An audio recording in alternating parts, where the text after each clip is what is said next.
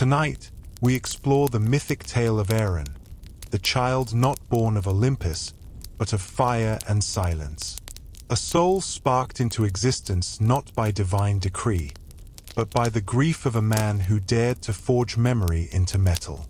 He was not sculpted by gods, nor sung into being by muses. He was hammered, cooled, tempered, a promise left on an anvil when the world had forgotten what it meant to keep one. But before you get too comfortable, take a breath, not too deep. The forge still breathes. Dim your lights, let the glow soften your walls. Because tonight isn't just a story, it's a memory with a heartbeat. And sometimes, memory burns hotter than fire. Let's begin. They called him Aeron, a blacksmith by necessity, not by birthright. Once a scholar, once a lover, once the kind of man who believed fire could be tamed if you spoke to it kindly. But that was before the sickness, before the winter that took his wife and the unborn child she had carried like a song humming beneath her skin. He built her tomb with his own hands. No stone, just iron, a sculpture of silence forged from grief. And then, when there was nothing left to bury, he returned to the forge. Not to work, not to create, but to wait. For what? He wasn't sure. 4 years, the forge burned without purpose. Coals were fed out of habit. Metal was heated and cooled without shape. People forgot his name. Villagers whispered that Aeron had become part of the anvil itself. Silent, unmoving, cold at the edges. Until one night, a storm had rolled in from the sea, slow and pregnant with salt. The sky tore open, not with thunder, but with a single scream. Not human, not divine, just unbearable. And in the corner of the forge, where the ash piled like forgotten snow, something moved. A bundle, wrapped not in cloth, but in bronze wire and leather straps. Still smoking, still warm. Inside, a child, eyes shut, chest silent, skin not pink, not blue, but pale like silver just before it glows. Aeron didn't question. He had no room left for questions. He simply lifted the bundle with hands that hadn't trembled in years, and placed it on the anvil. The moment the metal touched metal, the child exhaled. Not a cry, a pulse, like bellows in reverse, like a forge remembering it had purpose. From that night on, the fire never died again. The child, whom Aeron named Aeron, grew not like other boys. He didn't babble, didn't laugh. He hummed, low, constant, like coal beneath a kettle. When upset, the temperature in the room would rise. When he slept, sparks drifted from his fingertips, curling into the air like dreams that didn't know where to land. He didn't need food, not often, but he needed heat. Without it, his veins dulled, his breath slowed, and so the forge became his home, his cradle, his companion. Villagers stayed away. Some said the child was cursed, born of a pact with Hades. Others whispered he was a gift from the old gods, the forgotten ones who lived beneath mountains and whispered through minerals. But none approached. Aeron didn't care. He had already lost one family. Now he had another, one made not of blood, but of iron and flame. And sometimes, in the quiet between strikes, he imagined his wife's voice in the hiss of quenched steel, as if the universe was telling him, "You still have work to do. There are children who speak with their eyes, and others who shout with their hands." But Aeron was neither. He existed like a flame left inside a lantern, contained, quiet, but always watching. By the age of 3, he could sense when a storm was coming, not by cloud or wind, but by how the walls of the forge grew restless, how the coals shifted in their sleep, how the anvil rang without being touched. He never cried, but sometimes he would press his palms to the stone floor and hum so softly it made the iron tools vibrate on their hooks. Kalin built him a bed from cooled steel, its frame twisted like vines. It was the only thing that didn't scorch beneath him. Blankets smoldered, straw blackened. Even the dog, an old mutt named Turok, refused to sleep near him, curling instead in the doorway like a guardian who'd forgotten what it was guarding.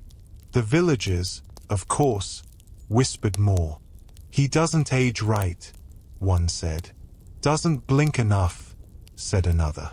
"He forged that boy from sorrow," said the old widow, and no one corrected her. At 5, Aeron began to shape metal.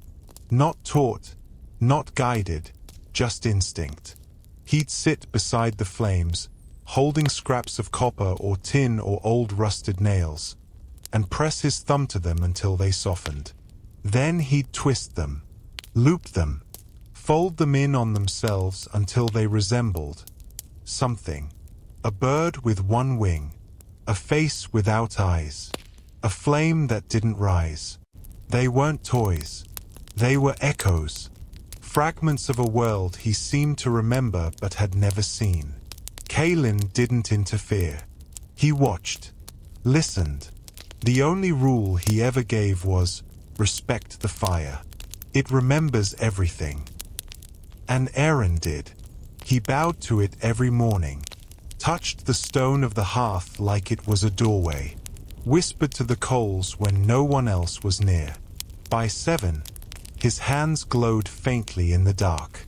Not in bursts, like magic. Not with spectacle, but constantly, like a coal that refused to die. Even when buried in ash, he could heat the tip of a blade just by holding it. He could light a torch by breathing on it. And yet, he never used it for harm. Not when other children mocked him from behind fences. Not when a traveling priest splashed him with holy water. Not even when a merchant tried to drag him from the forge, calling him a demon.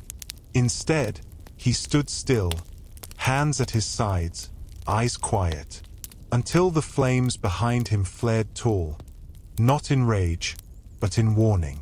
People learned to leave him alone. But being left alone is not the same as being understood. And Aeron, despite the flicker of warmth in his chest, was cold in ways no fire could reach. At night, he asked no questions. He did not dream. But sometimes, when the forge grew low, he would curl against the floor, press his cheek to the iron, and hum the same note over and over. Kalin would listen from the corner, his hands resting on old blueprints of armor he'd never build, and wonder if that hum was a song, or a prayer, or a call, to someone, or something, he couldn't see. The boy had no memory of where he came from, no mother's voice, no divine sign, only the burn beneath his skin and the forge that pulsed when he walked by. But as Aeron aged, something else began to shift. The fire, once obedient, began to hesitate. It sputtered, flickered, refused to rise, even with fresh bellows. The tools rusted faster. The air grew heavy, like smoke trapped in a glass jar. And the warmth that had once embraced the forge now felt like a distant ember, fading. Aeron didn't understand it, but he felt it, in the same way a candle knows. When the wind is coming, there are languages older than words, older than breath, older than even the gods who pretend they invented silence. Heat, for instance, it speaks in pulses, in distance, in devotion, and Aeron, though he did not yet know it, was fluent. By 9, he could forge small things without tongs. He'd hold the blade directly in his hands, let the heat climb into his skin, and shape it as if sculpting butter. Kaelin never taught him how. No one could have. The boy simply understood the metal the way rain understands gravity. Intuitively, intimately. But it wasn't just the tools that obeyed him anymore. It was the forge itself.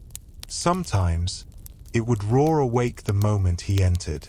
Other times, it would glow low and blue in his absence, restless, waiting. And once, just once, the fire hummed back, a sound so deep, so round, so ancient, it made Kaelin drop his hammer. He claimed later it was nothing, but that night, he reforged the doors of the forge in iron and carved protective runes along the frame. Just in case. Aeron said nothing, but he had heard it, too, not with his ears, but in his bones. He began to sleep less, not from fear, but from a restlessness that gnawed at the edges of his skin.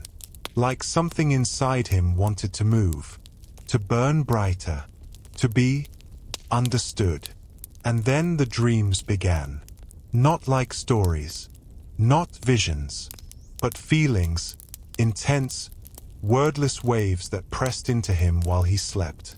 One dream smelled like copper and snow. Another pulsed like a heartbeat made of wind. In one, he stood before a door without hinges. And the door whispered, "Not yet." Kaelin noticed the change. The boy moved slower, but with more purpose. His eyes glowed faintly, even in daylight. He'd stop mid-task, turn his head, as if listening to something that wasn't there. And in the forge, things began to break. Not from use, but from refusal. Hammers cracked down their center. Chisels dulled the moment they touched metal. The anvil developed a vein of gold that had never been there before.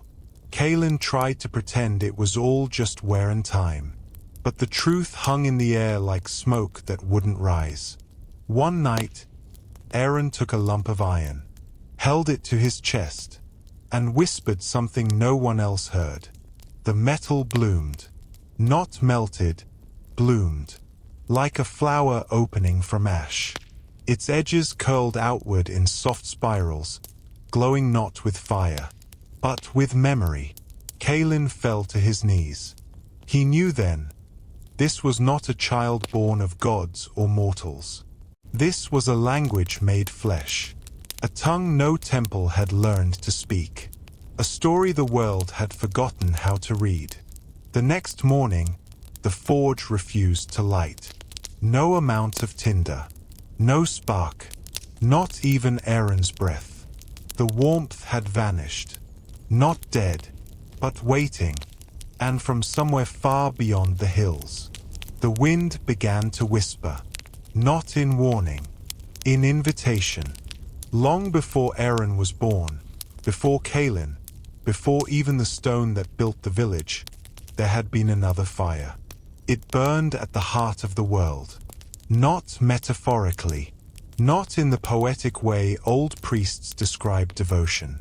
No, this fire was real, ancient, divine, lit not by gods, but by the first hand that dared strike flint against will. They called it Pyros Aeonios, the Everflame. A gift, they said, stolen from somewhere even Olympus feared. A source of warmth, yes, but also of knowing, of creating. The kind of fire that didn't just cook food or melt iron. It changed people. It whispered stories into minds that had never written. It gave courage to hands that had only ever begged. But fire, as it often does, grew too bold. And man, as he often does, forgot what he was holding. They used the Everflame to forge weapons that pierced the skins of titans, to burn cities into ash before their names could be remembered, to warm kings while peasants froze at their gates. And so, the gods, cowards in golden robes, snuffed it out. Or tried to. They buried it beneath stone, sealed it beneath temples, shackled it with prayers they no longer believed in. And worse, they told a lie, that it never existed at all. But fire doesn't vanish. It waits. And sometimes, it hides inside a child, who doesn't know why he hums when he's afraid. Aeron had never heard of the Everflame, but he felt its absence. The forge, once obedient, now sat cold and stubborn. The tools rejected his touch. Even the air grew indifferent. It was as if the world around him had taken a breath and decided not to exhale. Kaelin grew quiet. He'd never been talkative, but now he barely moved. He spent whole days staring at the stone floor, fingers tracing invisible shapes that looked a lot like runes, and a little like regret. Then, one evening, as Aeron sat beside the hearth, his palms open and empty, the flame returned. Not in the forge, not in a torch, but in the wind. It crept through the open window, not cold, not warm, just old. It circled him, slow and searching, like it was remembering a name it hadn't spoken in centuries. And then it whispered, "Come." The fire in Aeron's chest, always low, always controlled, surged. He gasped, not in pain, in recognition. Something had awakened, and it wasn't in the village. It wasn't even in this world. It was deep beneath the mountains, buried in a temple so forgotten that even time had given up on mapping it. That night, Aeron dreamed of stone doors split by roots, of braziers still smoldering without flame, of stairs that led down, and down, and down. When he awoke, the forge was still cold. But he wasn't. His skin shimmered faintly. His breath steamed, though the air was warm. And in the ashes at his feet, someone, or something, had drawn a symbol. Not a warning, not a curse, an invitation, a circle of flame, with a hammer at its center. Maps are not always drawn in ink. Sometimes they appear in dreams that smell like iron and rain. Sometimes they take the shape of scars across old stone. And sometimes they are written in ash. Soft, silent, gone with the slightest breath, unless you already know what you're looking for. The morning after the whispering wind, Kaelin found Aeron kneeling before the dead forge, his fingers gliding through the soot like a musician tuning an instrument only he could hear. He said nothing, but the boy's movements were precise, ritualistic. He wasn't playing. He was remembering. Kaelin crouched beside him. "What is it?" he asked, voice raw from disuse. Aeron didn't answer in words. Instead, he stood and gestured downward. And there, etched delicately into the ash, was something that did not belong to either of them. A circle, unbroken. Around it, 8 symbols, none familiar. And in its center, not a flame, but a door. At first glance, it meant nothing. But Kaelin's breath caught. He recognized the pattern, not from books or runes, but from somewhere deeper. From stories whispered between blacksmiths when the iron cracked wrong.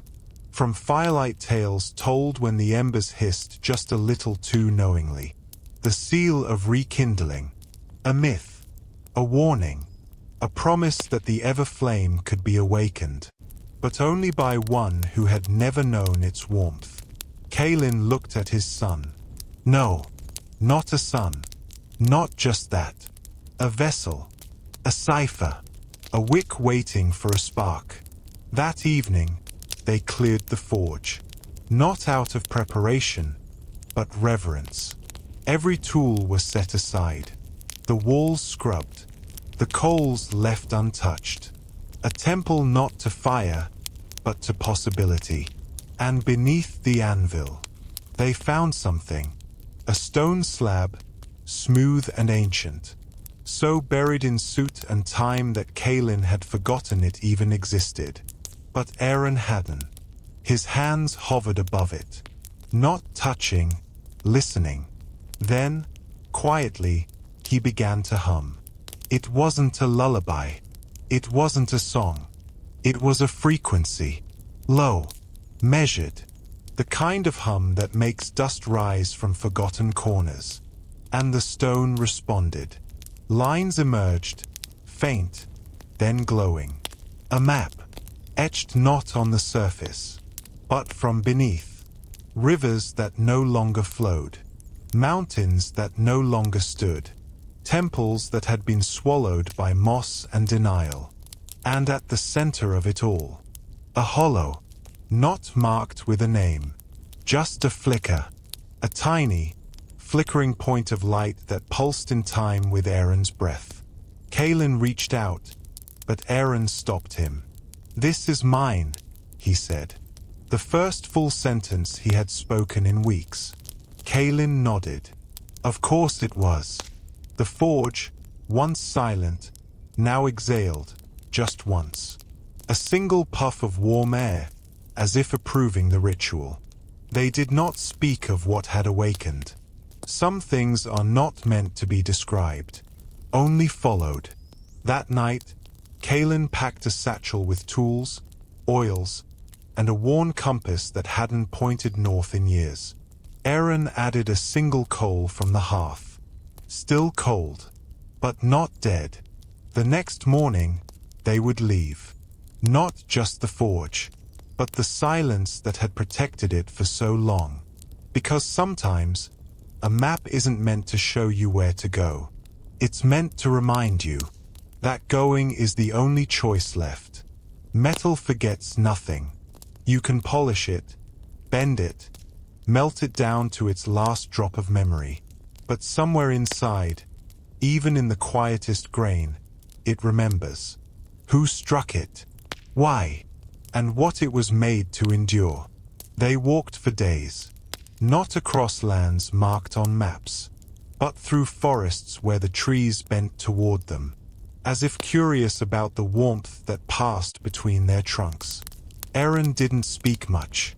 He walked ahead, always barefoot, his steps leaving no tracks, only warmth. Animals didn't flee from him.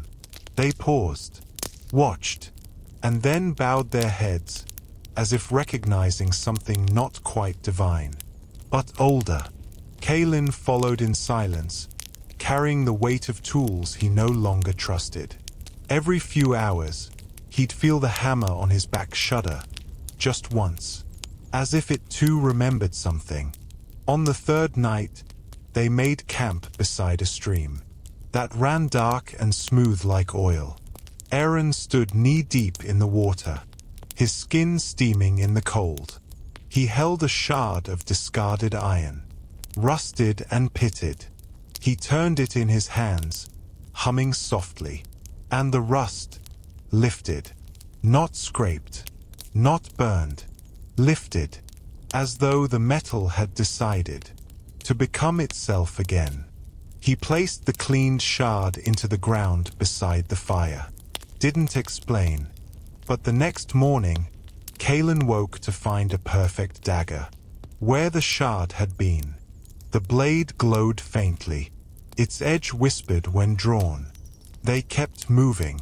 Ruins greeted them in fragments, half-buried columns, statues with faces weathered into blankness, stones etched with letters no longer spoken aloud. But the metal still spoke. In the charred ribs of an old gate, Aeron found a hinge that sang. In the shattered base of a fallen bell tower, he retrieved a sliver of bronze that pulsed when held to the light. Each piece he touched remembered what it had once been, not by form, but by function. One had guarded, one had warned, one had healed. He collected them, not like a boy gathering treasures, but like a blacksmith rebuilding a sentence. The world had forgotten how to speak. By the sixth day, Aeron noticed something strange. The tools in his pack, his hammer, his chisel, his tongs, began to resist him. The chisel bent without use. The hammerhead grew warm without fire. The tongs refused to close. It was as if they had recognized that their time had passed. That something newer, older, was rising in their place. They reached a ridge at dusk. Below, nestled in shadow, was the temple. Not grand, not towering. It was sunken, half devoured by moss. Its archway cracked, its braziers cold. But it hummed, a low, deep vibration that Aeron felt in his chest. A sound that had no direction, only depth. He stepped forward, and the blades on his belt, those he had shaped from forgotten metals, began to glow. Aeron touched his shoulder. Wait! But Aeron didn't. He turned, just enough for Aeron to see his eyes. They were molten, not angry, not afraid, awake. There are places where fire will not stay. Not because it's too cold, not because there's no fuel, but because something deeper, older, refuses to remember warmth. They reached the outskirts of the city at dawn. If it could still be called a city, what once might have been stone towers and marble arches, now slumped inward like forgotten prayers. Walls leaned into silence. Fountains wept dust. The streets were covered not in ash, but in frost. Not the kind kissed by winter, but the kind that settles when even time gives up. Aeron stepped forward, and the frost retreated, just slightly, enough to make the stone underneath gasp, as if remembering the word heat, but forgetting how to speak it. Aeron walked behind him, his boots crunching with each step, his breath visible though the sun hung above them. At the city center, they found what they didn't know they were seeking. A great brazier, empty, cracked, its basin stained with soot that hadn't moved in generations. Aeron approached it slowly, his fingers trailing along the rim. It didn't respond. He reached into his satchel and pulled out a coal. The same one he'd carried from the forge. The same one that had never burned, but never died. He placed it into the center of the basin, and waited. Nothing. No flicker. No smoke. Just silence. He breathed on it. Long, slow. The coal glowed, then dimmed. Aeron stepped forward. Why isn't it taking? Aeron didn't answer. He was listening. To the stones. To the cracks. To the silence between the silence. And there, beneath the stillness, he heard it. A heartbeat. Faint. Erratic. Like something buried alive. Trying to remember why it wanted to live. This city, he whispered, does not want fire. Aeron frowned. Then why bring it here? Aeron looked up. His voice was low, steady. Because that's where fire is needed most. He stepped back from the brazier, closed his eyes, and began to hum. Not like before. This time, the sound cracked, raw and hollow. The kind of hum that comes from remembering pain you never lived, but carry anyway. Around them, the wind held still. And then, one by one, torches lining the square sputtered to life. No flame, just light. Soft, white, not warm, not cold, just present. The frost began to melt. Not dramatically, but reluctantly, like it was being negotiated with. Still, the brazier refused. It sat quiet, unmoved, a monument not to power, but to the fear of what power might cost. Aeron stepped forward. He drew the old hammer from his back, his first. The one that had shaped swords for kings and hinges for doors, that were never knocked on. He looked at Aeron, then at the brazier. Then he threw the hammer into it. It landed with a dull clang, and shattered. The coal flared, just once, just enough. The brazier didn't light, but it breathed. And somewhere beneath the city, deep in a chamber no map could draw, a door creaked open, not with hinges, with memory. Some sacrifices are made before crowds, with drums, with incense, with altars soaked in stories. But the truest kind? They happen in silence, without audience, without applause, just one soul, and something ancient watching from the dark. The chamber beneath the city did not greet them. It revealed itself, slowly, grudgingly, a spiral staircase, cracked and half-consumed by roots, descended into a place where even echoes forgot how to climb back up. No torches lined the walls, no glyphs glowed, only the damp breath of stone, and the faint, rhythmic sound of something not yet alive, but not entirely dead. Aeron led the way, bare feet pressing into dust older than language. Kaelin followed, each step weighted by something heavier than fear. The chamber opened without warning.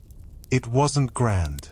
No columns, no gold, just a circular room carved into the earth like a secret. At its center, a pedestal. Not stone, not wood, but bone, so densely packed, so perfectly shaped, that even time had refused to erode it. On top of the pedestal lay a brazier. Not empty, not full. It flickered, not with fire, but with something like waiting. Aeron approached. His breath quickened, not from exertion, from recognition. He'd never seen this place, but some part of him remembered it. Like a child who hears a lullaby. He doesn't know the words to, but weeps anyway. Kaelin placed a hand on his shoulder. You don't have to. Aeron looked up, eyes shimmering with quiet resolve. I already did. He stepped onto the platform. The brazier pulsed, and then, without sound or signal, Aeron began to glow. Not his skin, not his eyes, but something beneath all of it. His breath became heat. His silence became pressure. The room warmed. The walls began to hum. Stone wept. The air grew thick, not with smoke, but with the feeling of something final. Kaelin watched as the boy, his boy, stood taller than he ever had. Not in stature, in stillness. Then Aeron did something no fire ever had. He knelt. He placed both hands on the brazier, and whispered. No one heard the words. Not even the gods, if they were still listening. But the fire did. The brazier ignited. Not violently, but completely. A white flame, pure, silent, and endless, rose. It did not flicker. It did not roar. It simply was. And Aeron vanished. Not consumed. Not erased. But transformed. Kaelin fell to his knees, hands trembling. There was no scream, no flash, just light, then quiet, then nothing, and then a single coal remained on the pedestal, still warm, still breathing. Kaelin reached for it.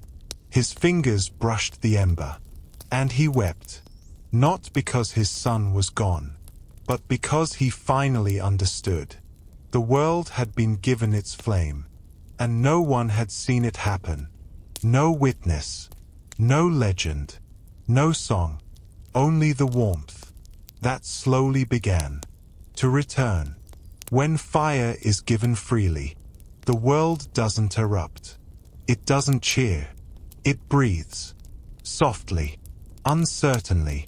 Like lungs remembering what warmth used to feel like. Aeron remained in the chamber long after the flame had settled. He didn't speak. Didn't move. He simply sat, eyes fixed on the ember resting atop the pedestal. It pulsed slowly, like a sleeping heart. Not red, not gold, but white, pure and undemanding. The kind of flame that asks nothing in return. The kind that stays only if welcomed. He didn't try to take it. Didn't try to carry it. He just watched. And in the watching, he felt Aeron. Not a voice. Not a memory. A presence, woven into the very warmth that now filled the room. Outside, the frost began to melt. It started with the stones, cracks that had long been brittle, softened into breath. Then the vines on the city walls turned from gray to green. Fountains stuttered back to life. A distant bell, long thought broken, rang once, soft and confused. No one understood why. No one knew what had changed. But somewhere, deep in their bones, they felt it. Something had been given. Something precious. Something whole. Aeron climbed back to the surface. The air no longer bit. The city no longer echoed with absence. He returned to the forge alone. It welcomed him, not with fire, but with recognition. The tools, once stubborn, now sat calm and ready. The hearth, long cold, pulsed faintly, and in the ashes, his hammer waited. He had left it behind. He was certain of that. But there it was, restored, whole, resting exactly where Aeron had once placed his first shaped blade. He lifted it. It was heavier now, not in weight, in memory. Aeron stepped to the anvil, the same one where a bundle had once been laid, where a boy had breathed life into steel, where sorrow had once asked to become something else.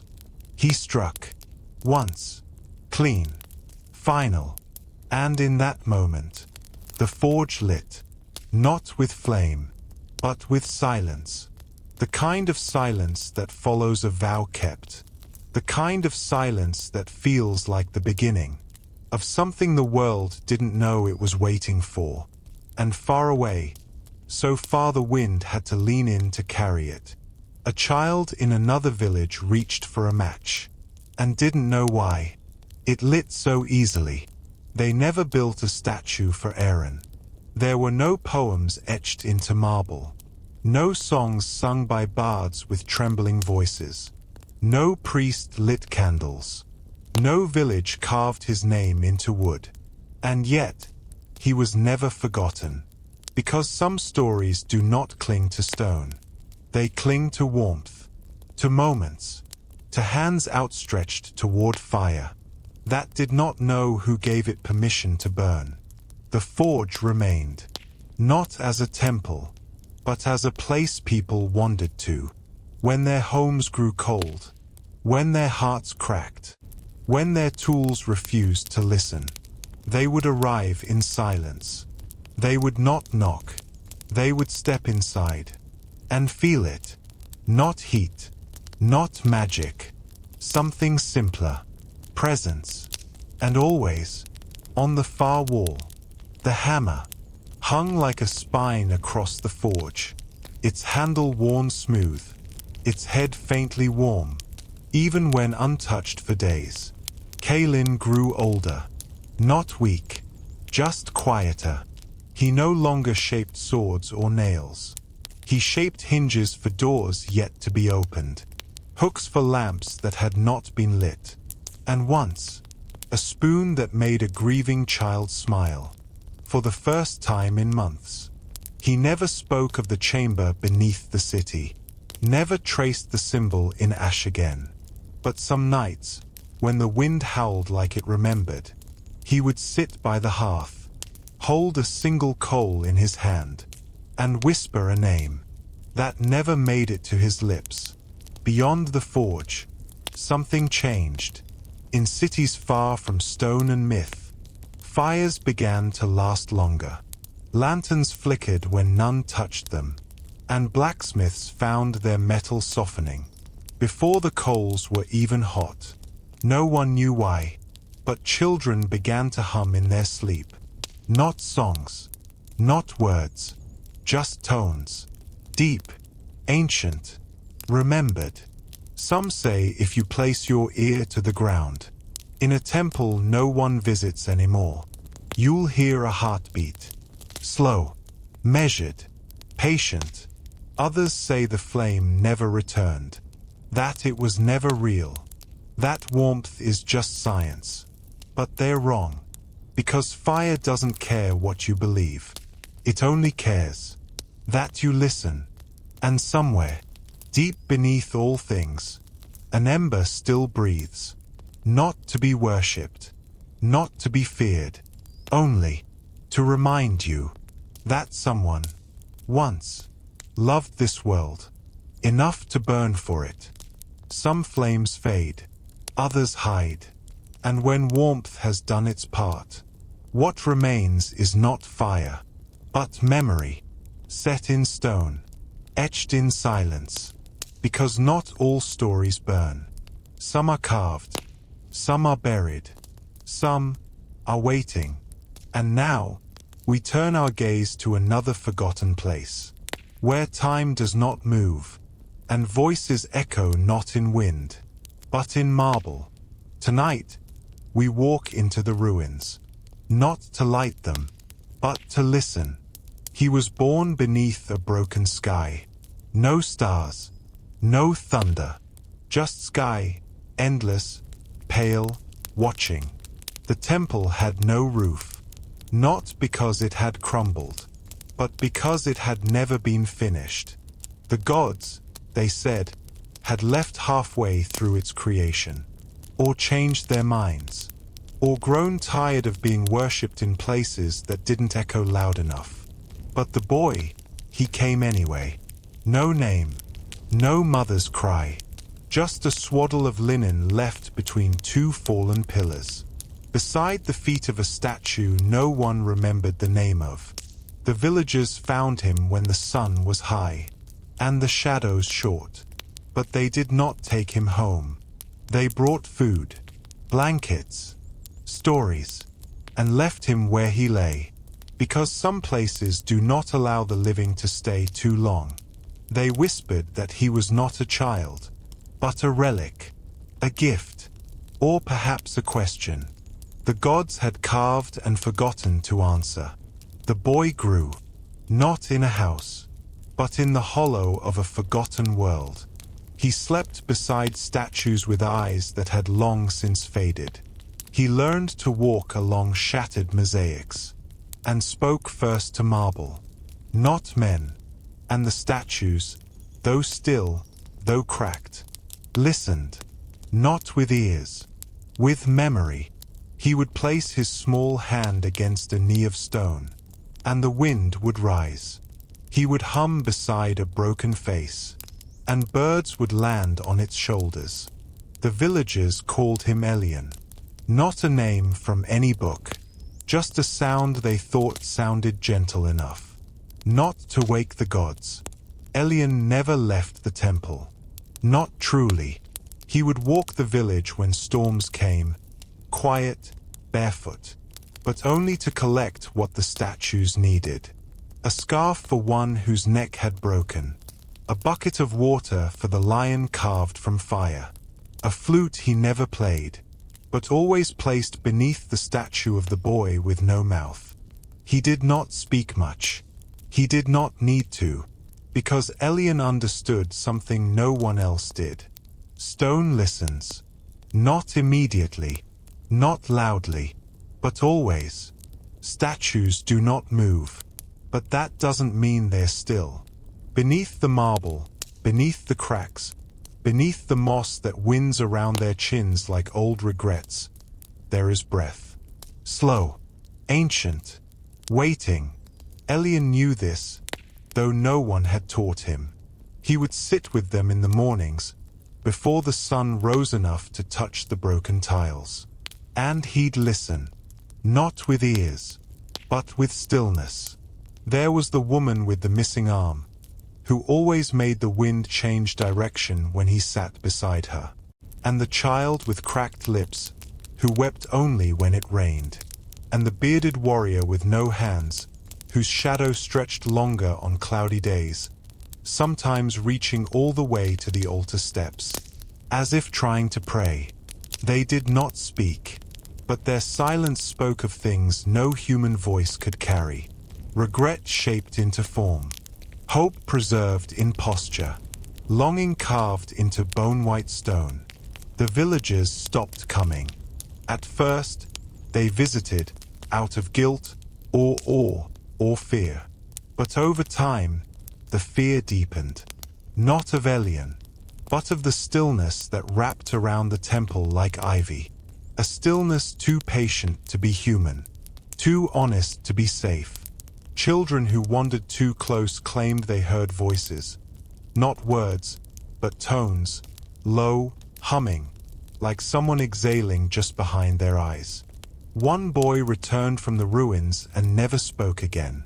Another grew obsessed with sculpting hands, just hands, until he vanished. Whispers began. They said Aeron had become stone himself, that he no longer aged, that if you looked into his eyes too long, you'd see your own statue, already waiting for you. But Aeron remained as he always had, quiet, barefoot, watching. Sometimes, at night, he traced the outlines of each statue with his fingers, as if learning their stories through touch. He could feel where the chisel had trembled, where the sculptor had hesitated, where love had cracked the marble just slightly, not enough to break it, just enough to prove it was real. One evening, as dusk bled slowly into the sky, Aeron stood before the statue of the kneeling woman. Her face was smooth, untouched by time, but her eyes had been gouged out, long ago, by hands angry at what they couldn't forget. He placed his hand where her gaze used to be, and for the first time in his life, he heard a whisper, not in words, in breath. Remember me. He stumbled back, not in fear, in recognition, because the voice was not unfamiliar. It was the same voice that had once said nothing, as he was placed at the foot of a statue, wrapped in linen. Aeron did not sleep that night. He sat among the statues, listening, and one by one, they began to exhale. She had once stood tall, wings outstretched, mouth parted mid-song, gaze fixed on something far beyond the horizon. But now she knelt, her head bowed, her wings broken at the base, folded awkwardly behind her like memories too sharp to unfold. She stood at the farthest edge of the temple, not because someone had placed her there, but because no one dared move her. The villagers called her the Angel of Regret. Aeron never used that name. He called her first. Not because she had been the first statue made, but because she had been the first to breathe. At least to him. He remembered the moment. He had been 5. Rain falling in sheets so fine it looked like the sky was dissolving. He had placed his hand on her shattered wing, and the air had changed. Not with sound, with temperature. Warmth had bloomed along his palm, and for the briefest moment, the wing had shifted, just slightly, as though trying to wrap around him, and then stopping, too afraid it might break completely. He never told anyone. How could he? How do you describe the feeling of being mourned by stone? Years later, she remained in the same position. Cracks now traced her collarbone. Her jaw had chipped where a vine had once wrapped too tightly. Birds built nests between the ribs of her sculpted bodice. But still, she breathed. Each morning, Aeron greeted her first. Not with words. With silence. He'd sit beside her for hours, listening to the sound of time settling around them. Dust. Wind. The slow bloom of sunlight across marble. He never asked her what she remembered, but she showed him anyway. In dreams. Dreams of a temple filled with people. Laughter echoing off golden columns. Offerings laid gently at the base of each statue. A boy running barefoot through the halls, chased by doves, calling out names now lost to language. And then, a scream. Not hers. Not the boy's. The kind of scream that splits the sky. The kind that makes gods disappear. When he awoke, her wing had shifted again. No longer bent, just heavy, held in place by something unseen. That evening, Aeron did something he had never done. He took a chisel from the old offering box, and a length of gold wire stolen from a merchant's discarded sack. He climbed to her shoulder, slowly, reverently, and began to mend her wing. He didn't try to restore it, didn't try to make it whole. He bound the broken pieces together, not to make her fly again, but to show her she had been seen. When he was finished, he pressed his forehead to her back, and for a breathless instant, her head tilted, just slightly, toward him. Aeron did not cry. He had learned long ago that statues do not weep. But that night, the wind carried a sound, like a song half sung, and half remembered. And somewhere in the darkness, a bird took flight. Time does not live in clocks. It lives in where? In the softened edge of a step, in the green that blooms between bricks, in the fingertips that brush the same altar, for reasons long forgotten. And above all, it lives in stone, not as measurement, but as memory. Aeron had learned this without ever being taught. He could walk the temple blind, and feel when the floor changed beneath him. A subtle shift in temperature, a tighter grain in the stone. Those were the places that remembered. The corner where lovers once met. The pillar that had caught the weight of a falling roof, and refused to break. The basin that had held water blessed by a god, whose name no one dared say aloud anymore. Time, to Aeron, was not something that passed. It was something that waited. In the evenings, when the sky bruised purple and the wind grew thoughtful, he would trace his fingers along the temple walls, and listen for what had stayed, and what had not. There was one wall in particular, tucked behind the altar, hidden beneath ivy and soot, that pulsed with something strange. It didn't echo like the others. It absorbed sound, warmth, thought. When Aeron pressed his ear to it, he didn't hear whispers or breath. He heard stories, fragmented, shattered, a voice reciting a prayer, another begging not to forget, a laugh, a sob, the clang of something sharp striking stone. One night, under a moon so full it looked swollen with memory, Aeron brought a bowl of warm oil and a cloth made from spider silk. He cleaned the wall slowly, carefully, as if dusting off a face he was afraid to recognize. And beneath the grime, he found carvings, dozens, hundreds, names, dates, phrases, symbols he didn't understand, but felt he had always known. Each groove held dust so old it felt sacred. He did not read the wall. He breathed with it. And in that breath, he felt something shift. A sensation, not of being watched, but of being remembered. The next morning, several statues had changed positions. Not noticeably, just enough that Aeron noticed. One turned slightly toward the eastern light. Another rested a hand against the base of a column that hadn't been touched in centuries. They weren't alive, not in the way people meant, but they were listening. And more than that, they were choosing to remember, choosing to move, if only slightly, toward whatever Aeron had uncovered. That night, he lit a candle at the base of the memory wall. And for the first time since the gods had vanished, the flame did not flicker. They came when the moon was thin, not new, not full, just sharp enough to cut the dark. Aeron never saw them arrive.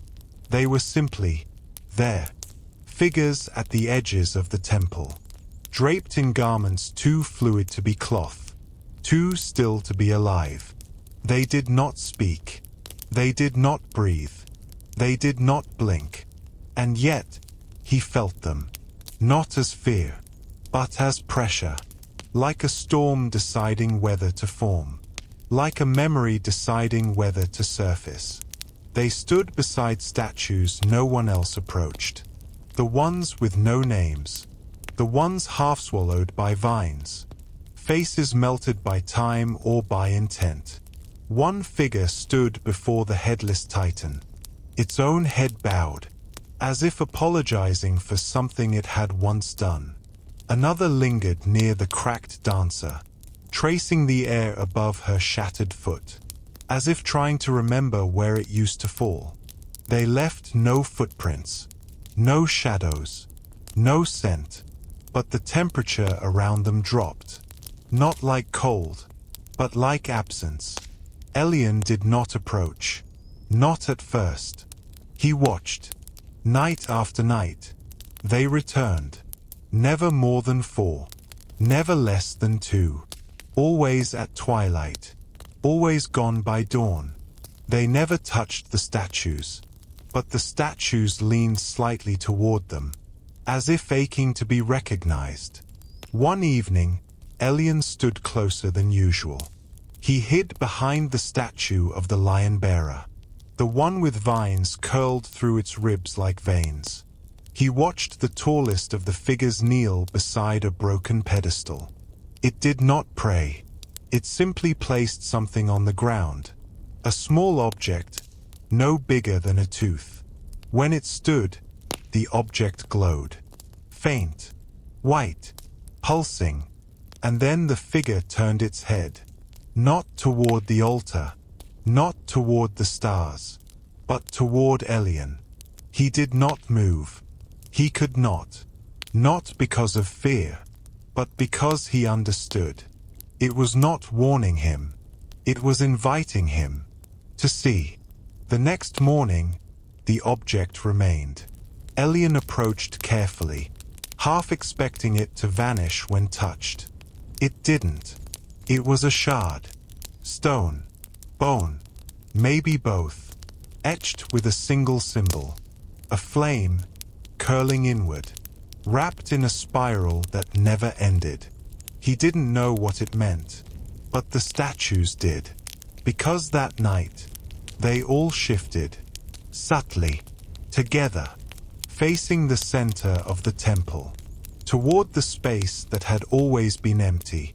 Until now, it had always been there, at the center of the temple, wrapped in scaffolding so old. It had become part of the architecture. No one touched it, not out of fear, but reverence, because it was not broken. It was incomplete, the unfinished statue, the heart of the ruin.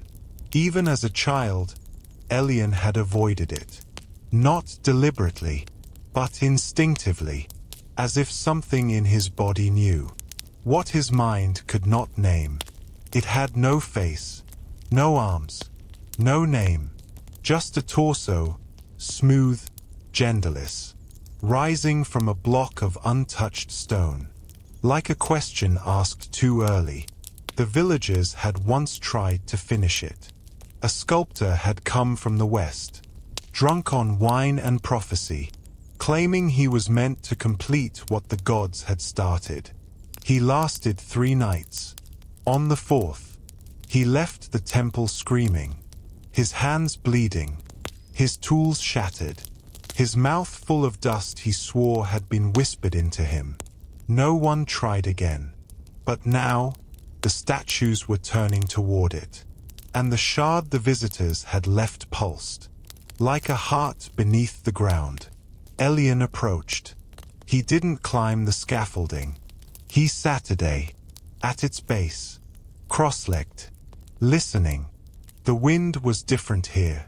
Not louder, not colder, just expectant, like breath being held. Aeron placed the shard on the statue's feet, or where its feet would have been, had it been finished. Nothing happened, not at first. Then, the ground beneath him warmed.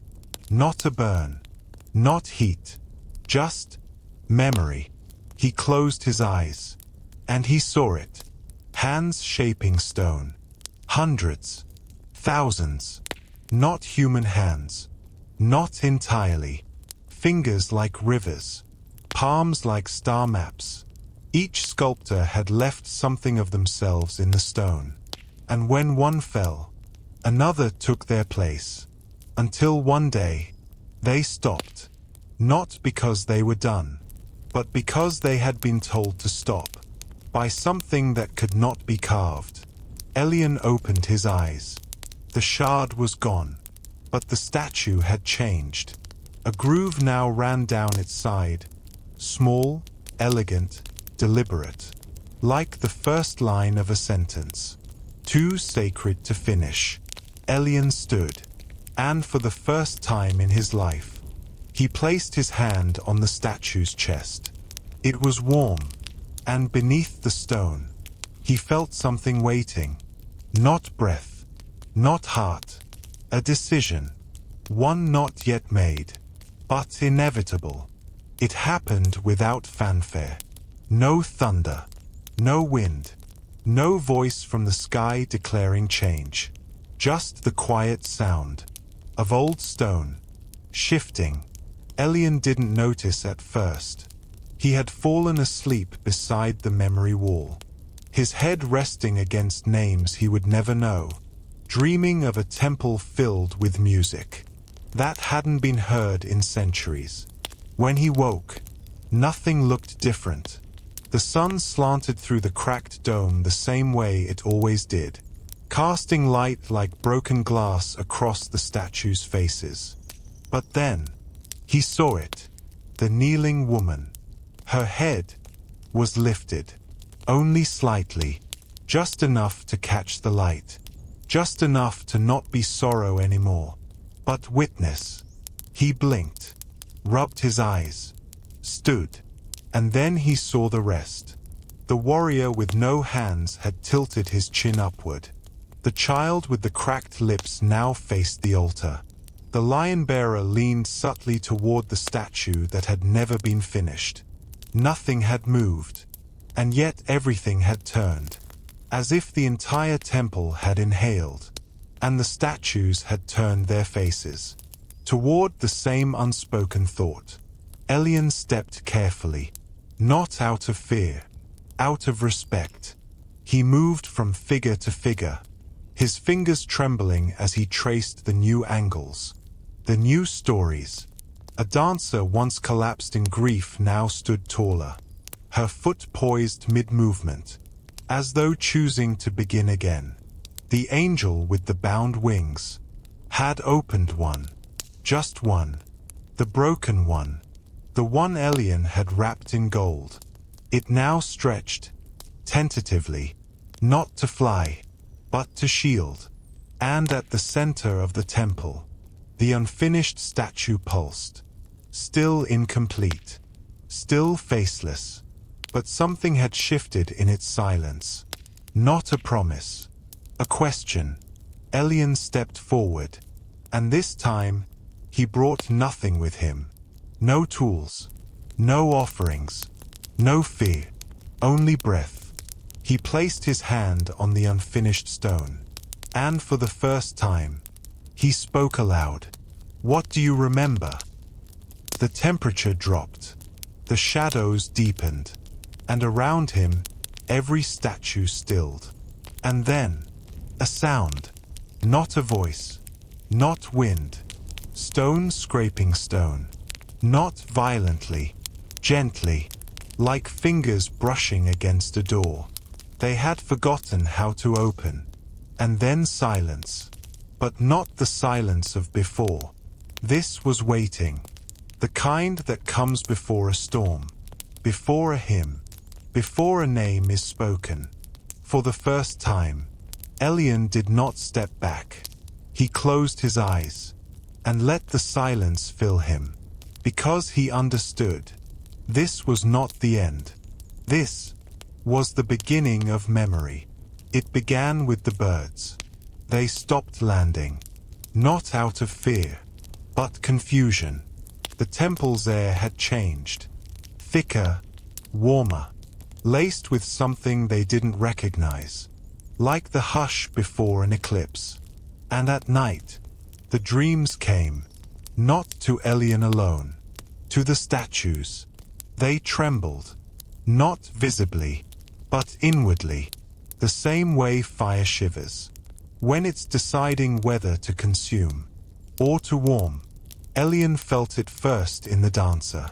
He had always slept near her base, beneath the curl of her ruined skirt, where vines offered a pillow of sorts. That night, he woke gasping, not in fear, in rhythm. His breath matched a tempo that had no sound, only memory. He sat up, and in the dark, he saw her shadow on the wall, longer than it should be, moving slightly, as if she was swaying to music. No longer played. By morning, the ivy at her feet had unfurled, not outward, but upward, climbing her body, like an old partner learning the steps again. Over the next nights, each statue followed, not with movement, with dreaming. A soldier whispered in a dead tongue. A child reached for a hand that had never been sculpted. The kneeling woman's broken wing cast a flicker of light when no fire was lit. Aeron did not sleep much. He wandered the temple, not as a caretaker, but as a witness, recording what could not be recorded, feeling what could not be described. He lit no candles, spoke no prayers. He simply breathed, because in this new temple, light disturbed the dreaming. Words broke the rhythm. So he became quiet, and in that silence, he began to understand something strange. The statues were not recalling memories. They were creating them. New gestures, new positions. One statue now held its hand toward the sky, a gesture it had never had before. Another wept. Real tears? No. Condensation, perhaps, but salty, warm. A third leaned slightly, toward the space Aeron slept, as if watching over him. He dared not ask why. He dared not thank them, because something deeper than gratitude was blooming. Trust, not theirs in him, his in them. They were not guardians, not relics, not even echoes. They were something else, something dreaming. And Aeron was the only one left, who had stayed still long enough to dream with them. There were no stars that night, not hidden, not dim, gone. Even the moon, usually swollen with secrets, was absent. And in that absence, everything paused. The wind did not move the ivy. The animals in the hills forgot how to breathe. And the statues, they did not dream. They did not tremble. They did not hum. They stood, as they had once stood for centuries. Still, blind, unreadable. Aeron felt the stillness long before he saw it. His breath echoed too loud. His footsteps made no sound. Even his shadow, usually long and soft, refused to follow. He wandered the temple like a ghost, not unwelcome, but unnecessary. The dancer no longer swayed. The child no longer reached. The lion-bearer had turned away, ever so slightly. From the altar they had all faced together. And the unfinished statue? It had gone cold. Not stone cold. Not winter cold. Empty. Like it had never waited. Like it had never been alive. Aeron sat at its base and waited. For a flicker. A whisper. Even a rejection. But the silence was complete. Not cruel. Not angry. Just total. And in that silence, Aeron remembered something he hadn't in years. Loneliness. Not the kind you feel in crowds. The kind you feel when even your thoughts refuse to answer you back. He wept. Not loudly. Not for long. A single tear, salted by years, fell onto the stone and vanished, as if swallowed. He spoke aloud. Did I ask too much of you? No reply. He stood, stepped away, considered leaving. Not the temple. The story. Maybe he wasn't meant to know the ending. Maybe it wasn't meant to end. But then, a sound. So soft it could have been imagined. Not stone. Not wind. A breath. Not his. He turned. Every statue still faced away. Except one. The kneeling woman. She had tilted her head, not toward the altar, but toward Aeron. Only her. Only once. But in that gesture lived an entire answer. Not comfort. Not explanation. Just presence. The kind that does not speak, but promises it will never leave.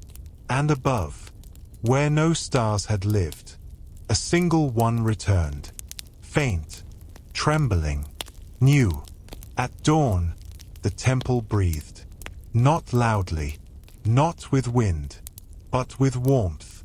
A low heat that rose from the ground. Soft as incense. Steady as the heart of something waking after a long, long sleep. Aeron didn't rise right away. He sat where he had spent the night. On the edge of doubt. Just past despair. Where silence becomes prayer even if no one is listening. He looked around. The statues had not changed again. But something had settled. Not stilled, settled. Like dust returning to its shape. Like grief that no longer needs to speak. And then, a glint of light. Not from the sky. From the statue. The unfinished one. It gleamed. Not like gold. Not like fire. Like breath.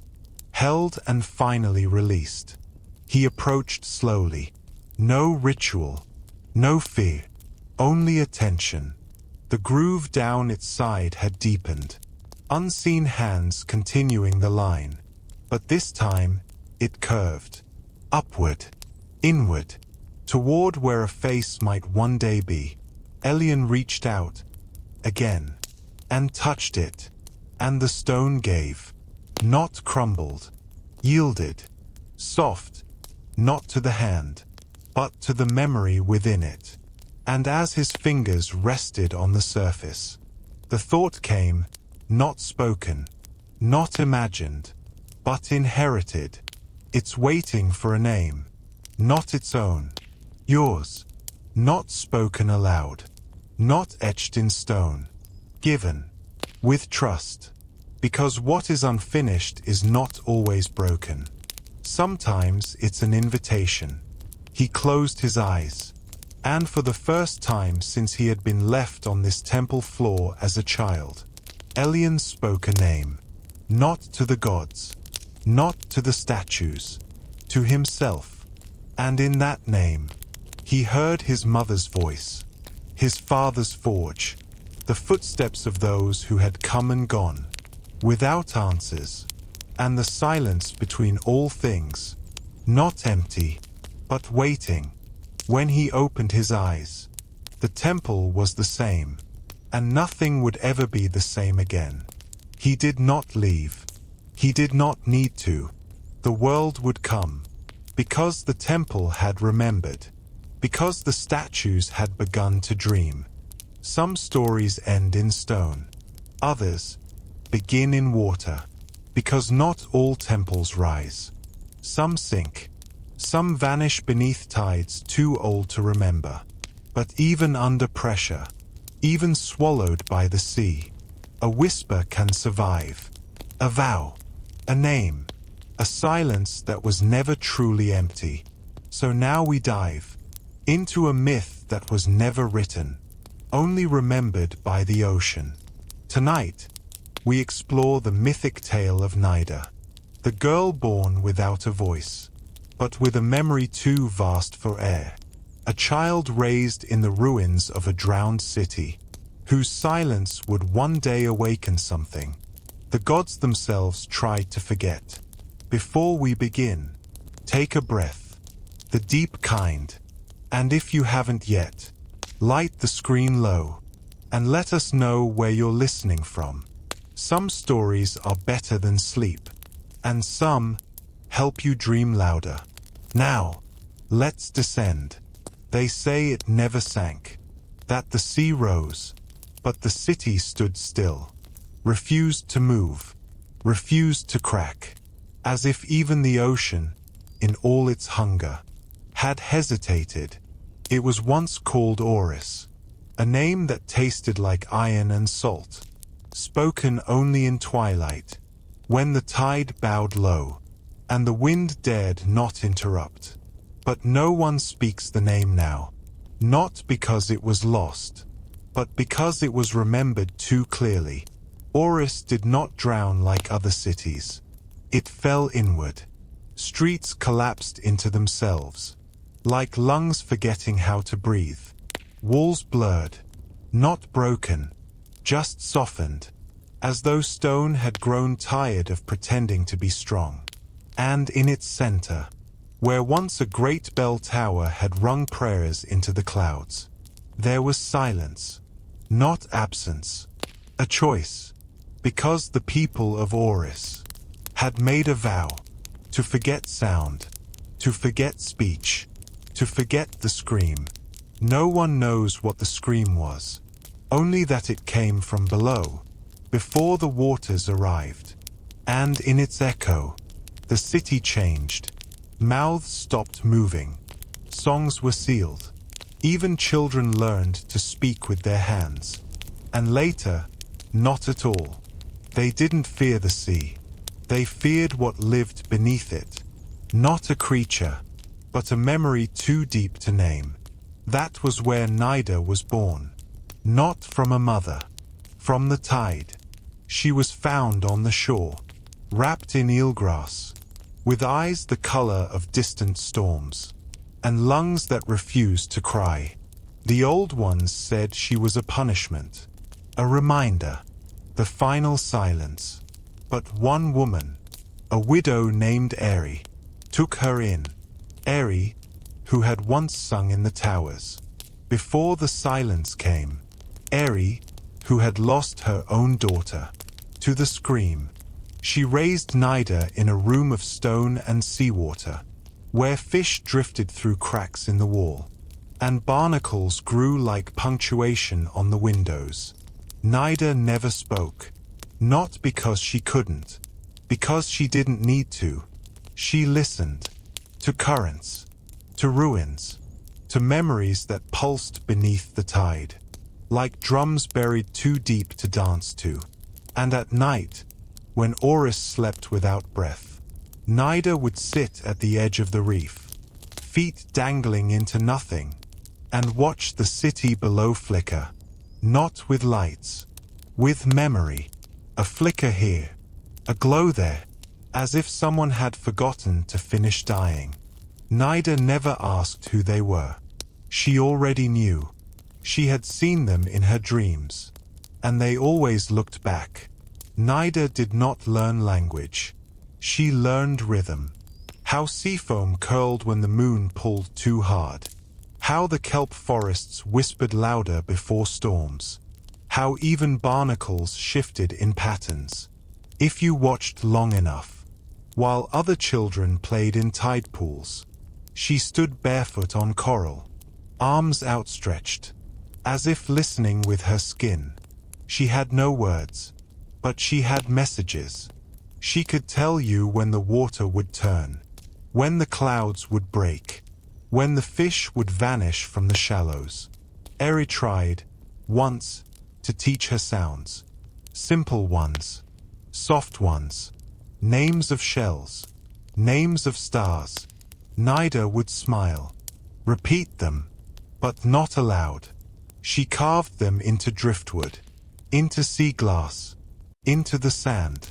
Then she'd toss them into the sea, as if returning the words to where they belonged.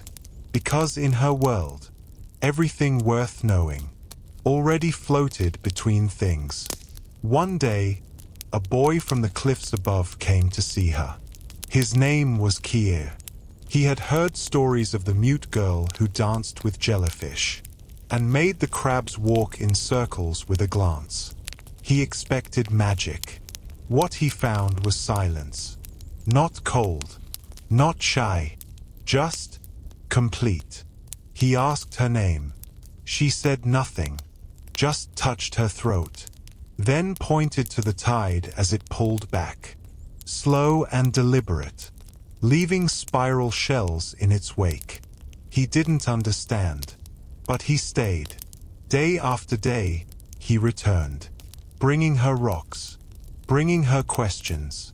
She never answered, not how he expected. One day, he asked if she missed having a voice. She stared at him, then leaned down, and blew gently across a hollow shell. A low, haunting note emerged, softer than music, older than speech. She offered it to him, and when he placed it to his lips, no sound came. He looked confused. She smiled, and in that moment, Kier understood something he'd never been taught. Not all songs need to be heard. Some are felt. After that, others came.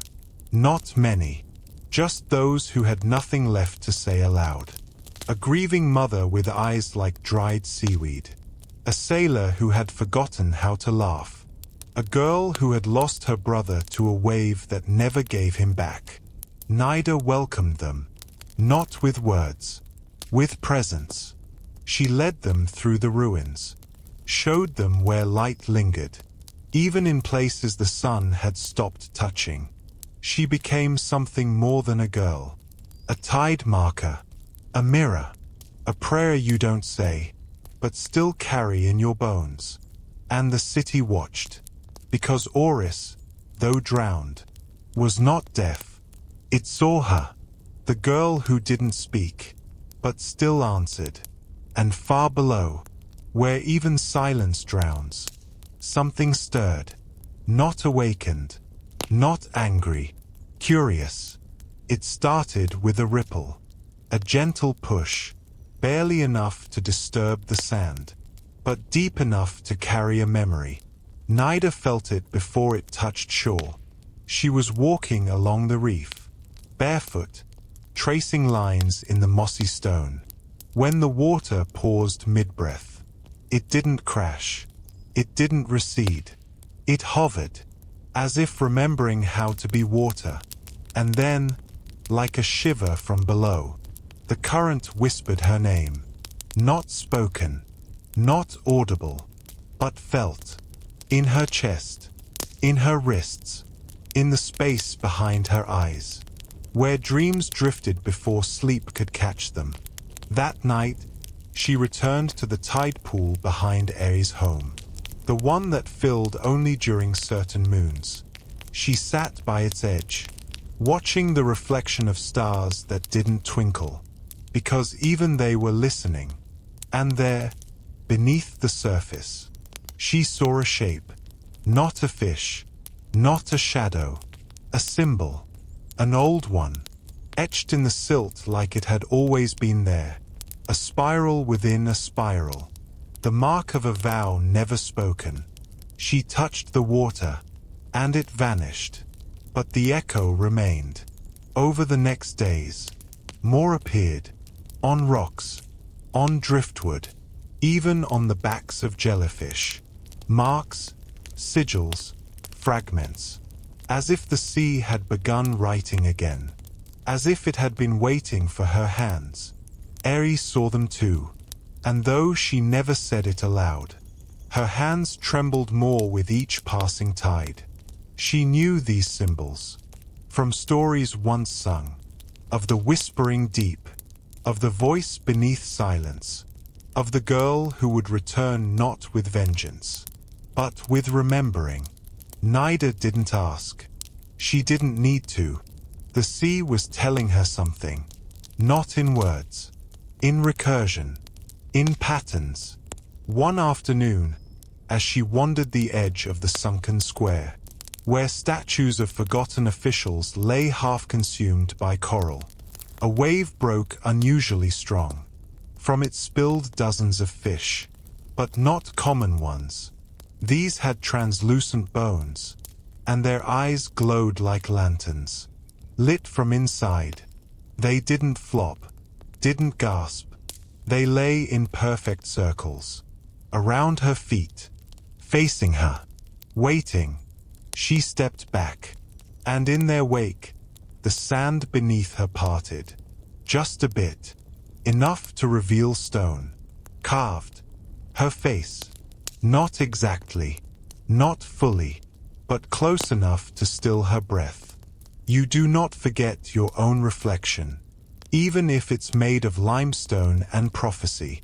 She reached out, and as her fingers touched it, the waves surged behind her, not violently, but protectively, as if shielding her from what even the sea itself feared. She heard a voice then, not from the ocean, from within, not again. A whisper, a warning, a promise. And when she turned to tell Aeron, the widow was already waiting at the edge of the path, eyes wide, hands trembling. "I hoped it wasn't you," she said, barely a breath. Nida didn't reply. She couldn't. Not yet. Aeron had never spoken of the scream. Not to Nida. Not to anyone. Not even to herself. In those quiet hours before dawn, when grief knocks softest. But that night, after the fish, after the stone face, after the water trembled without wind, she spoke, in the old tongue, the one that cracked between syllables, like waves against broken oaths.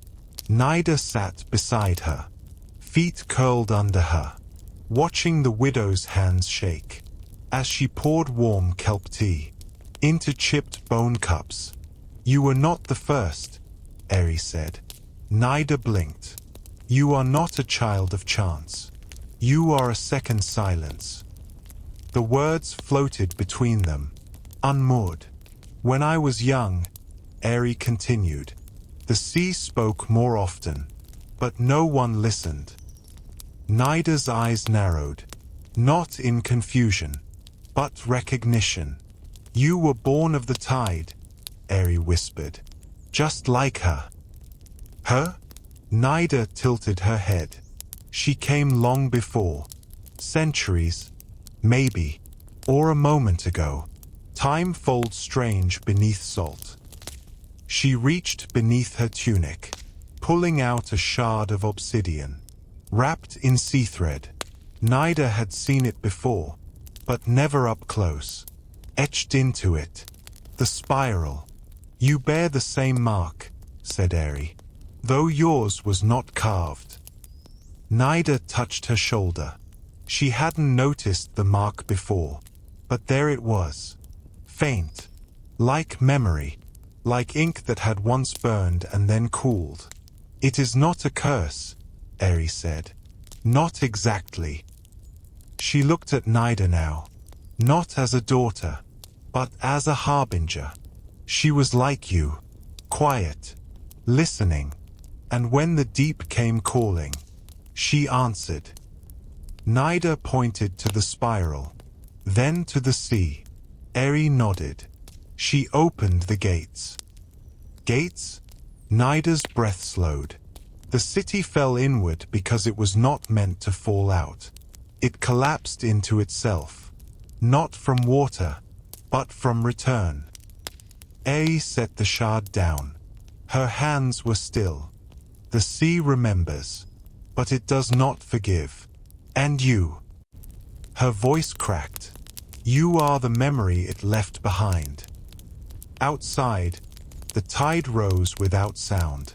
No crash, no hiss, just rise. Nida stood, walked to the threshold. The ocean glowed faintly, as if waiting. Don't go back, Eri said. But Nida had already stepped into the foam. Not to leave, to listen. And beneath the surface, just beyond the lull of the moon's pull, a pulse answered. Not angry, not kind, familiar. She didn't dive. She didn't fall. She simply stepped in, and the sea folded around her like memory. Cool, quiet, unquestioning. No bubbles, no sound. Just the soft resistance of a world that does not welcome, but does not refuse. Nida sank, but not in fear. She sank the way old leaves fall, as if they'd always meant to. The city beneath the surface didn't greet her. It didn't need to. She knew the paths, not from sight, but from sensation. Every turn in the ruins was a heartbeat she had already felt. Every barnacle-covered statue a face she almost remembered. Her bare feet touched stone. No dust here, no decay, just stillness. And that pulse again, stronger now. It didn't come from a direction. It was the direction. She followed it. Through arches swallowed by anemones. Down corridors that pulsed with lightless color. Past mosaics broken not by time, but by choice. At last, she reached the dome. Once a temple, now a wound. It opened before her, without door, without lock. Inside, the water thickened, not in weight, in memory. And at the center, a sphere, not of stone, not of metal, of silence. Condensed, shaped, held. Nida approached it slowly. Each step felt like exhaling someone else's name. Each breath, borrowed from a life she hadn't lived yet. She reached out. The surface rippled. Not wet, not dry, just aware. As her fingers brushed it, the silence cracked. Not shattered, cracked. Like old paint, and from within, a voice, not words, but presence. You returned. She didn't flinch. Of course she had. This wasn't discovery. It was return. The sphere pulsed again. Visions flickered across the walls, but not hers. Faces, cities, wars beneath waves. A girl not unlike her. Years ago, with the same eyes, the same stillness, she watched herself, watching herself. And then, a scream, the one they had forgotten, the one that had not been a sound, but a release. It had come from this place, from the deep, from the silence, to purge, to warn, to cleanse. And now, it was stirring again. The pulse became a rhythm, and Nida understood. This wasn't just a temple. It was a gate. And she was the key. The silence hadn't chosen her. It had remembered her. And now it asked, "Will you open again?" She didn't answer. because she didn't have to. The silence already knew. The silence did not scream. Not this time. It wept, low and resonant, like the moan of a harp with no strings, like the ache of something once whole now remembering its cracks. Nida stood inside the sphere's glow. Around her, the temple walls vibrated, not violently, but like lungs too long denied breath.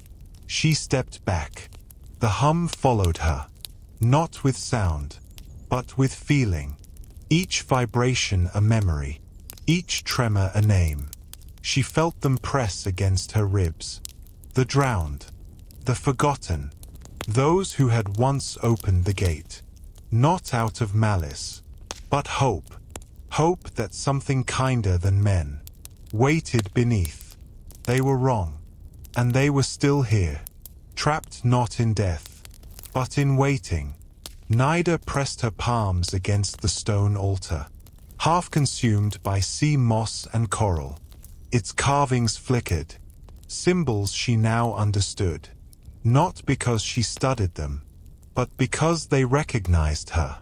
They welcomed her like a wound recognizes the blade. A voice returned, faint, close. You are hers. Hers? The girl before. The first silence. Nida saw her again. Not in the water, but in herself. She saw hands that trembled, a face too young to carry such sorrow, and eyes that opened the gate. Not because she wanted to, but because she had no choice. The silence had chosen her too. Nida stepped back from the altar. The pulse grew heavier. This was not memory. This was ritual. The gate was humming now, not with power, but with grief. A grief that had waited centuries to be felt again. And it wanted her to feel it. All of it. She collapsed to her knees. Visions poured through her bones. Families clinging to rafters. Temples flooding. Children curled in corners of airless chambers. Still humming lullabies no one would hear. Not a punishment. Not a flood. A return. A sea claiming what had once belonged to it. And Nida wept. Not for them. Not even for herself. For the silence, for the impossible task of being eternal, without ever being heard. The gate pulsed once more. It was ready. But was she? Behind her, she felt the current shift. He had followed. Of course he had. He called her name, but the water swallowed it. Nida turned, eyes shining with something deeper than light.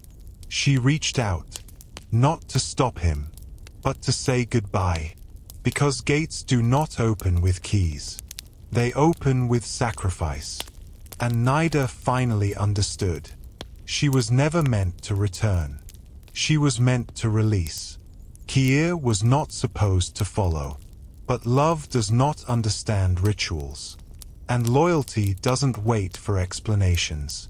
He had traced her steps. Down through the drowned arches, past the statues that no longer blinked, through tunnels that whispered names he couldn't pronounce.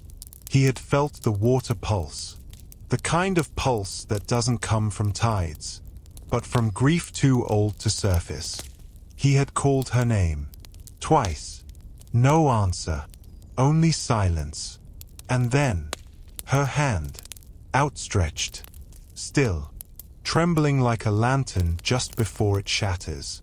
He took it, not to pull her back, but to tell her he was there. Nida didn't speak. She only looked at him, eyes wide, not afraid, resolved. She brought his hand to her chest. Let him feel the rhythm, the weight, the call. And then, she let go. Because some journeys are not for two. The gate opened without ceremony. No grand light. No shattering roar. Just release. The kind of opening that feels like the end of a breath. or the parting of fingers in prayer.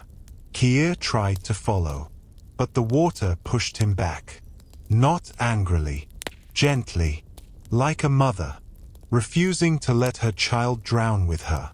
Nida stepped forward, into the sphere, into the hum, into the ache, and it embraced her, like it had waited all this time, for someone to understand, without asking anything in return. The silence folded around her, not like a trap, like a memory coming home. She felt it now, the city's grief, the sea's loneliness, the ache of ancient gods abandoned by worship, left to sleep in ruins. No one dared visit. She whispered not with words, but with being. "I see you." And for the first time in centuries, the sea stopped humming. It exhaled. Outside the dome, Kier waited. Hours passed, maybe days. The tide never rose. The fish never returned. And then, a ripple. From the center of the gate, a single shell floated to the surface. Not remarkable, not large, just whole. He held it in his palm, and when he pressed it to his ear, he heard nothing. No ocean, just silence. But this silence was warm. The villagers did not speak of the storm, not because it hadn't happened, but because it had passed. Too quietly. No winds, no thunder, just a tide that receded, and never came back the same. Fishermen found their nets untouched, the usual harvest, gone. But in their place, woven in the ropes and reeds, were patterns, spirals, familiar, as if the sea itself had begun to write back. Eri waited at the shore every morning, eyes scanning the horizon, not for ships, but for ripples. And Kier, though thinner now, though worn, still walked to the tide pool, with the shell in his pocket. He never spoke of what happened beneath, but he heard it, every time he pressed the shell to his ear. Not a voice, not a memory, a presence, soft, weightless, like the space between two heartbeats, when both are listening. And the city below? It pulsed, just beneath reach, alive, but not hungry, breathing, but not waiting. Nida was not gone. She had become the current between silences, the guide between breath and depth, the thread that tethered grief to meaning. Children in the village began humming as they played, not songs from above, but lullabies they claimed came from the waves. Women found pearls in their basins, not for beauty, but for remembrance. And the wind, it no longer stung. It carried warmth, as if someone far below had learned to exhale gently. One evening, Kier returned to the reef. The tide pool glowed faintly, and in its center, a bloom, a single sea flower, never seen on this coast before, pale silver, with veins that shimmered like moonlight in motion. He knelt beside it, touched its petal. It folded inward, just once, then bloomed again, and from the tide pool, the shell he carried hummed, not loud, not long, just once, as if Nida had smiled. Some echoes don't fade. They choose where to rest. Not in cliffs, not in caverns, but in people. Kier didn't return to the forge. Not really. He brought his tools back. He lit the coals. But what he shaped now was different. Not weapons, not chains, not things meant to cut or bind. He began crafting small objects, spirals in metal, open circles, wave patterns etched into copper bowls. He never sold them, never gave them names.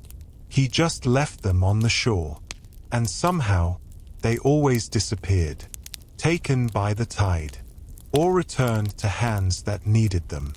The village began to change too.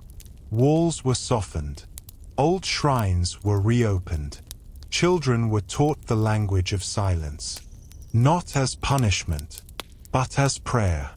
Once a week, they gathered at the reef. No one spoke, no one needed to. They brought water from their homes, bowls, vessels, cups. They poured it into the tide pool, not to add, but to return. A gesture, a circle, and always, the tide pool glowed. Faint, steady, Eri grew old. She never stopped humming, not out loud, but in her bones. And sometimes, as she watched the children gather shells, she would see her daughters smile, in Nida's memory, because that's what Nida had become. Not a martyr, not a myth, an echo that chose to stay. She did not rise like a goddess, did not haunt like a ghost.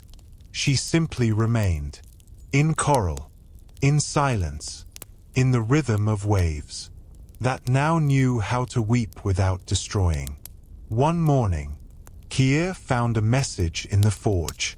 Not words, a shell, half-formed, carved from iron, with a spiral at its center. He didn't question where it came from. He just held it, pressed it to his ear. And this time, he heard more than silence. He heard a lullaby, one no tongue had ever sung, but every soul had always known. It said the city still sleeps beneath the reef. But that's not quite true. It doesn't sleep. It listens, not with ears, but with stillness. Not for noise, but for meaning. And those who pass over the waters, fishermen, travelers, children on borrowed boats, sometimes feel it. Not a tug, not a chill, a pause, as if time inhales and forgets to exhale. The ruins below are no longer ruins. They've become bones, roots, part of the sea's body. Mosaics have healed themselves in strange ways, not as they once were, but as they were meant to be. Patterns emerge, names, stories rewritten without words. And in the center of it all, a gate, still closed, but humming, not with grief, not with warning, with presence, with choice, because Nida's offering wasn't just a surrender.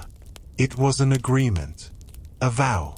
The silence would remain, but it would no longer be alone.